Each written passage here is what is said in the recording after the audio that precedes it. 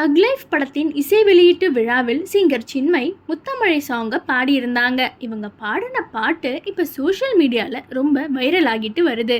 என்னதான் ஆடியோ லான்ச்சில் சின்மை பாடி இருந்தாலும் படத்தில் சிங்கர் தியோட வாய்ஸில் தான் சாங் இருக்கு. தெலுங்கு மற்றும் ஹிந்தியில் தான் சின்மை பாடியிருக்காங்க. சிலர் ஏன் தமிழ்லையும் அவங்கள பாட வச்சிருக்கலாமே அப்படிங்கிற கேள்வியும் கேட்டுட்டு வராங்க. 2018 சிங்கர் சின்மையை தமிழ் இண்டஸ்ட்ரியில் பேன் பண்ணவே தான் அவங்களால எந்த ஒரு தமிழ் படத்துலையும் ஒர்க் பண்ண முடியல.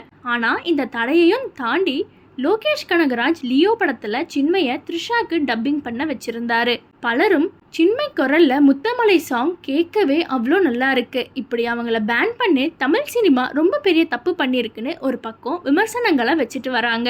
அதே சமயம் சின்மையை ரசிகர்களும் மக்களும் பாராட்டிட்டும் வராங்க. அந்த வகையில் சின்மை எல்லாருக்கும் நன்றி சொல்கிற விதமாக இப்போ சோஷியல் மீடியாவில் ஒரு போஸ்ட் ஒன்று போட்டிருக்காங்க. அதில் அவங்க என்ன சொல்லியிருக்காங்கன்னா, நான் வைரமுத்து, ராதா ரவி, சிங்கர் கார்த்திக் இவங்க எல்லாம் பாலியல் தொல்லை கொடுத்தாங்க அப்படிங்கிறத சொன்னேன்.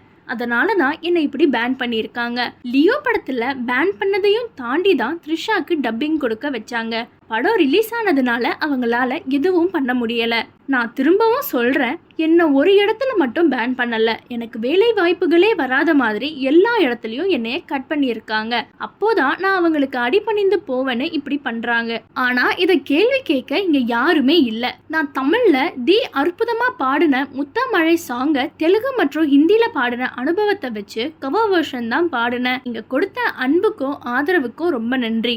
கண்டிப்பாக கூடிய விரைவில் நான் திரும்பவும் தமிழ் சினிமாவில் பாடுவேன்னு சின்மை ரொம்ப எமோஷ்னலாக சொல்லியிருக்காங்க. இதை பற்றின உங்களோட கருத்துக்களை கமெண்ட்ஸில் சொல்லுங்கள்.